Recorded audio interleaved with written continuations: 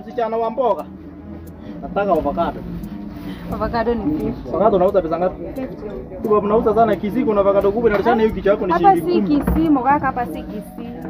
Sasa ya ndarudi Kisii ndio ninunue avocado. Ndio Kisii avocado kama unataka ya avocado za siku. Sasa kuna ndizi. Iko ndizi. Zaidi ya mbao. Nitatuchagua ntaga ni tatu mbao. Utanyekelea hizi. Mbao. Sawa. Ni Josephat karibu. Sawa. Asante. Sawa. Sasa mama umepotea, siku hizi umepotea. Tuma pesa kwa nyumba, niko na mama na nyanya ambao. Sawa, ina mambo. Achagua tu, nisikuchagulia ende akatete. Haya, sawa, asante, usipotee hivyo. Machungwa ni 10. Mama, chagua tu, chagua yenye unataka. Mama mboga. Mgaka unataka aje? Ni mwanaume mzima ananunua ndizi. Mwanaume ananunua ndizi anataka kwenda kulala na ndizi ya. Sio unataka aje mgaka?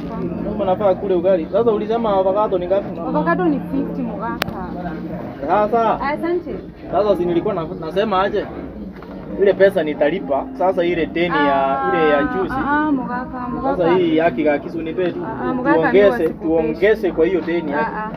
Huwa sikupeshi. Haki nimengoja wameenda kaki sasa siku nataka wanione hapa nikikopa.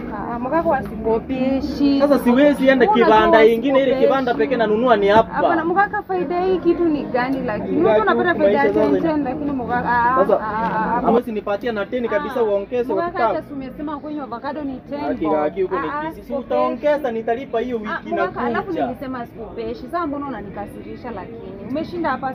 Wewe enda tu. Customer karibu, mbona unaenda? Narudi. Unarudi?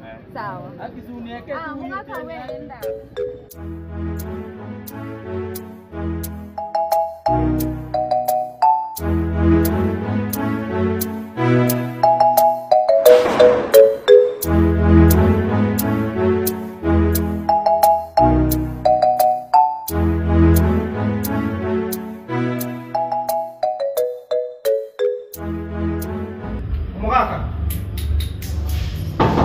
Mgaka. Yatoka ile ya rentre ya. Unalipa ama nifunge? Unalipa ama nifunge? Nilikuwa nilipe. Kuna lenye pesa imelipika. Usiwache nilipe next week. Unalipa ama nifunge kaki sitaki mambo mengi tusianze kusumbuana. Unalipa ama nifunge? Yatoka ya. Toka. Nani toka? Kaki toka utanifanya mbaya kaki. Toka kaki. Kwani nafanya kazi yako Nairobi? Sio hiyo mchinga kweli kabisa. Nilipa leo Nairobi. Utakuja kuishi na kina nani? Namba 9. Omoga.